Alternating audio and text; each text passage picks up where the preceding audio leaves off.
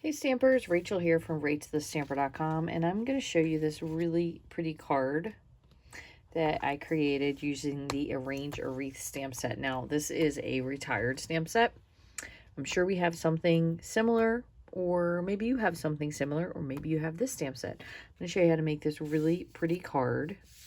It is using a piece of crumb cake as a very thin border. You can see back there. We do have some brushed, this is brushed gold, there's brushed gold, there's different types of foil that you can use. And this is a great way if you are trying to find a card to make, and maybe you have this stamp set and you didn't know one to do with it, or if you're just looking to get rid of some of your supplies you may have had for a little bit. So this uses, I call it this baby poop color. I know that's terrible to say, but wild wheat. It looks like baby poop. Come on, let's just be real. And also used in the background shaded spruce.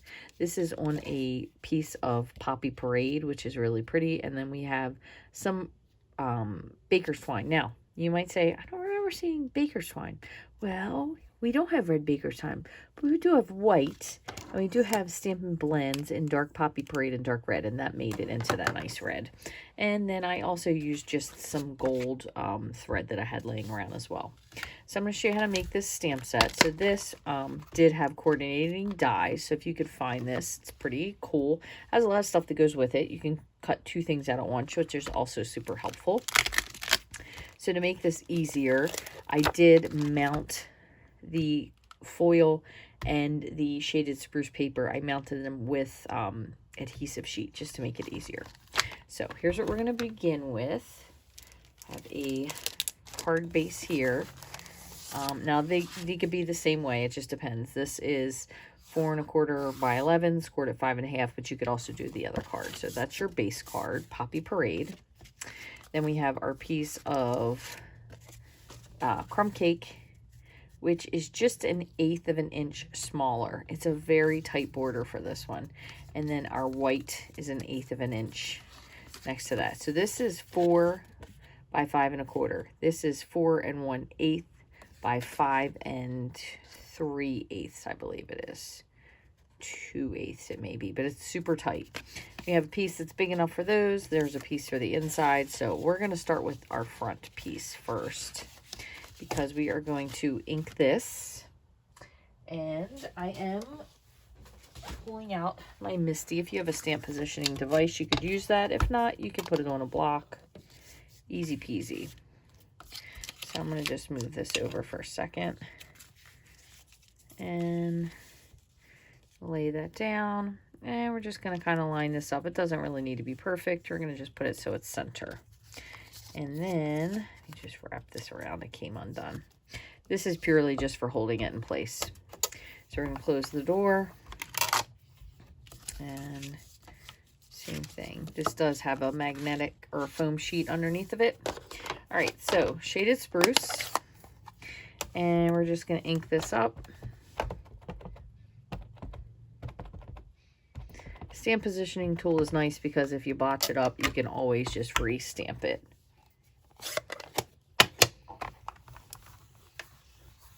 Okay, looks pretty good. Okay, so let me get rid of that. I'm going to pull this out, clean that up later. Now, we're going to take this and we're going to run it through an embossing folder. Now, I'm going to give it a minute just to dry, but this is the Timber embossing folder.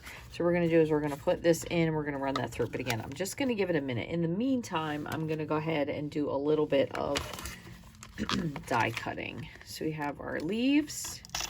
Do this for now. We do need to get out our pears. Go ahead and mount those. And we need this little box. It's like a little crate. And we did this as Merry Christmas. Let me grab that. Okay, so we'll do all of these at once and then we'll do some die cutting. So I'm going to stamp the pears. Actually, let me do this first. I'll make sure I have enough room. I'm going to do the box. And I keep calling it a box. It's a crate. And I want to stamp it all first because I want it to be just a little bit lighter. So crumb cake stamped off. We have our little box. Then we have our pears. Same thing, stamped off. Cut those out. This you're going to cut out with your hand, or with your hand, by hand with your scissors. And then we're going to stamp the Merry Christmas on top of this in real red.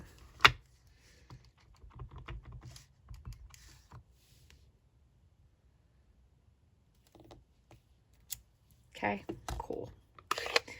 All right, so I have to grab one more. I'm going to grab my hair dyes out of here. Great. Okay, so now, get rid of that.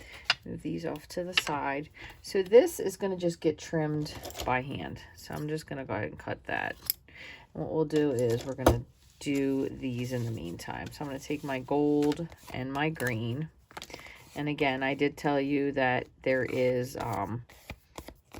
adhesive sheet on the back. So this is going to go here. This is going to go here. And then we have this little double set of pears. I'm just going to put a little piece of tape just to hold that in place. And then we're going to put these on, and we'll run these through just like that. And since it does have adhesive sheet, it does stick fairly well, so you will pretty much have an easy time getting it off of the die. But sometimes you want to run that through, so I'm going to go back and forth when I run this through.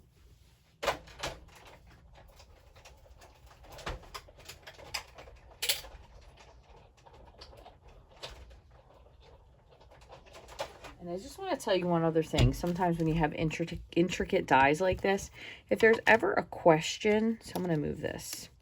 The other thing you can do is you could just take your whole sandwich and just flip it upside down and then just go through, because if you put more direct pressure on the cutting blade, it actually will cut a little bit better.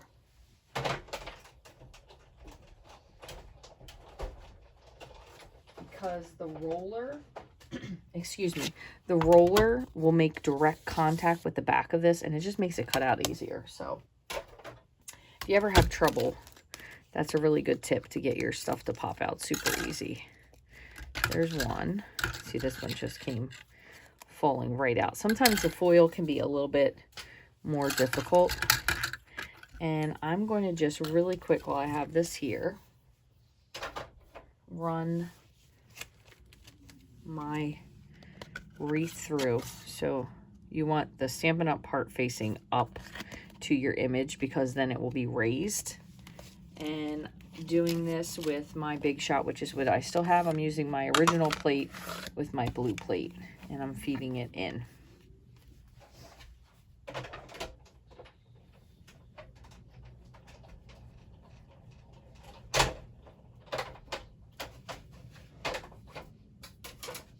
Okay, so this is pretty cool because it just gives us this nice textured look. So just like a little something extra. But I do notice there's just a little bit of green in there, and it's probably because at some point something was run through that was a little bit wet. So you can always rinse these under the sink and it'll get any extra ink off. Okay, so in the meantime, we're going to just pull this, take these out. They should pop out fairly simply. Pop out the center. Sometimes the center can be a little bit more difficult, but just be patient, kind of pop out what you can, and it'll make the rest of it come out pretty easy. I did also put adhesive sheet on this just because instead of gluing like I did for the original card, this just makes it a little bit easier. So I'm going to peel my adhesive backing off. Again, try to be careful because it is still just paper. It's delicate. It will rip if you pull it too hard. Okay. Get the little scraps, and we're going to put this directly on. Oops. Okay, just like that. Looks cool. And what did I do? Here it is. Here's my other one. This doesn't pop out. Sometimes you have to give this a little poke.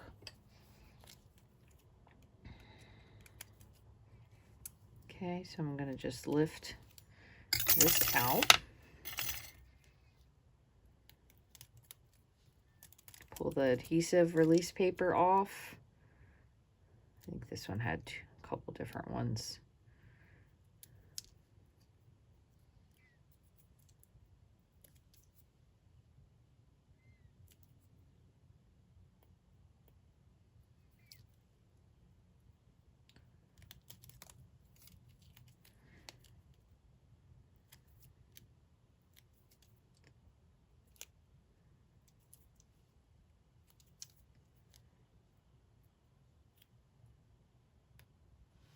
Okay, and then, oops, be gentle, don't want to rip it. Same thing again, you're going to just lay this kind of on top. All right, and since you have adhesive, just make sure you press all of your leaves down so everything sticks and none of your card comes apart. Okay, so there is that.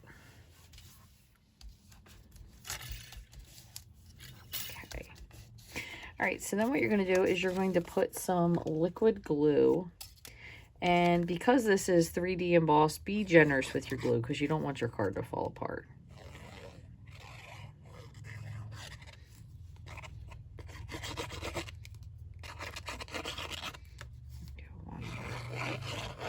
Okay, and you do want to just be mindful. This is a very slim border for this, so make sure you're taking your time.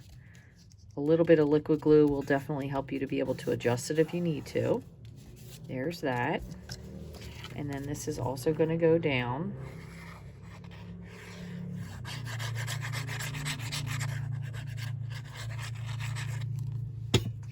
Onto your card base.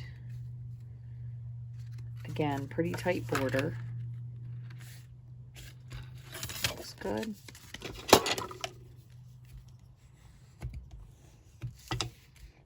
Okay, now we need to finish snipping this out, so I'm just cutting right on the edge.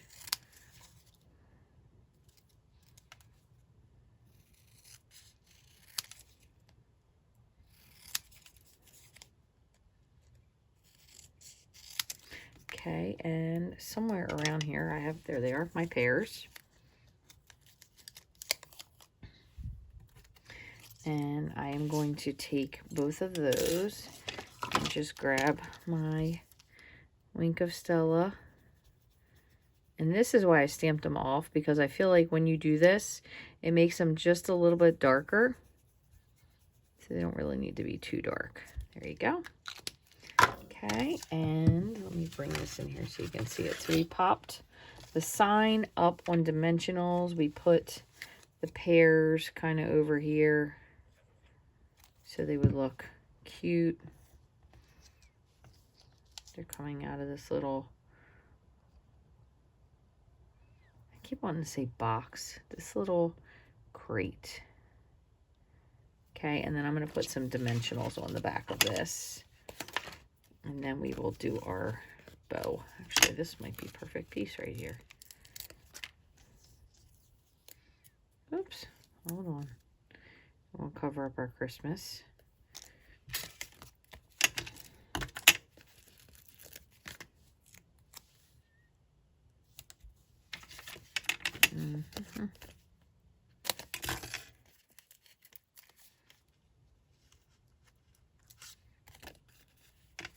Sometimes I will put these on just to hold two pieces together.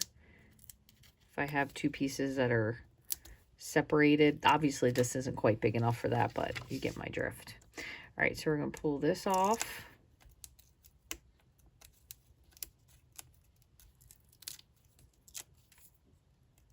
And then we just have to do our bow. And the cool kind of thing is about the bow,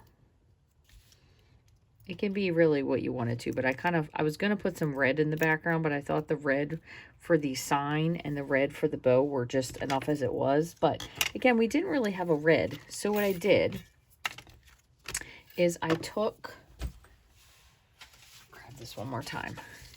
I started just with the Poppy Parade dark, and I just roll it down. Now this, it does take a minute to dry, so I'm just going to tell you, this is going to make your fingers a little bit red. So make sure you give yourself enough time that you're not touching anything else or any other projects. And you do kind of have to roll it just to make sure you get all the sides. So I started with dark Poppy, and then I went to dark Real Red.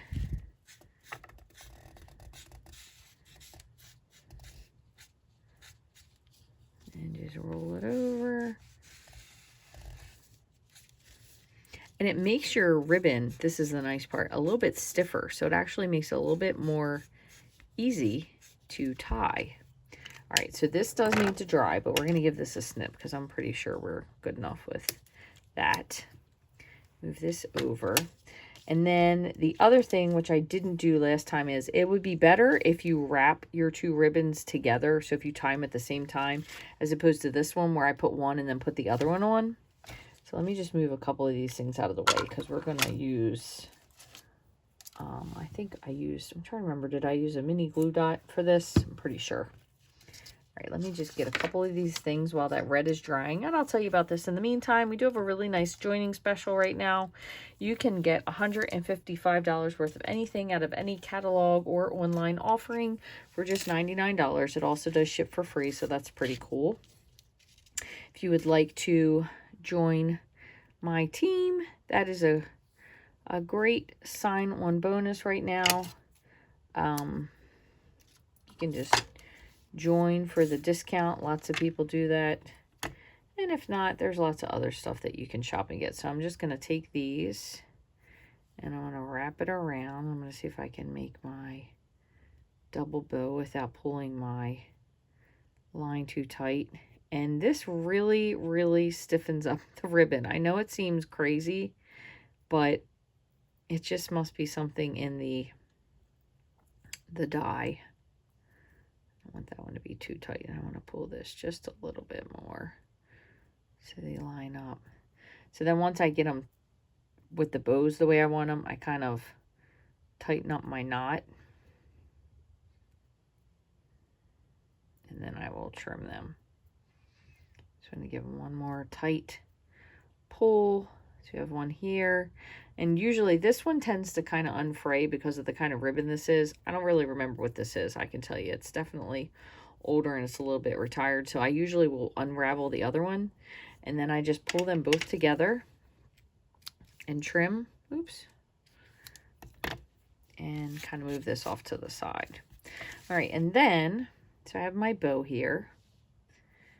Really cute. And then I'm going to just take a mini glue dot and I kind of roll it up on itself like that. Put this on the back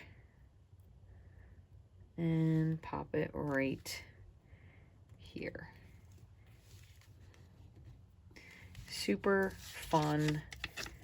Really, this is kind of one of those stamp sets that it's got a lot of really cute components to it, and the fact that it's retired and I just borrowed it from my friend and used it, kind of sad because it would have made a great Christmas card when it was actually still out. But maybe you have this, so this will make your day. You have something new that you can do maybe with a card that you haven't fooled with. Thank you so very much, or a stamp set I should say, that you haven't fooled with. Thank you so very much for joining me today. If you have any questions or comments about this or any cards that I do, you can always leave a comment down here below in the YouTube subscription area. YouTube box description, not subscription, the description area. If you haven't already, I would love for you to like, subscribe, and follow. Please share this with your friends. If you have any questions or comments about anything or suggestion for a video or a card or a stamp set that maybe you haven't seen used, please feel free to drop me a line. I would love to hear from you. Thank you so much for watching. I hope you have a wonderful day.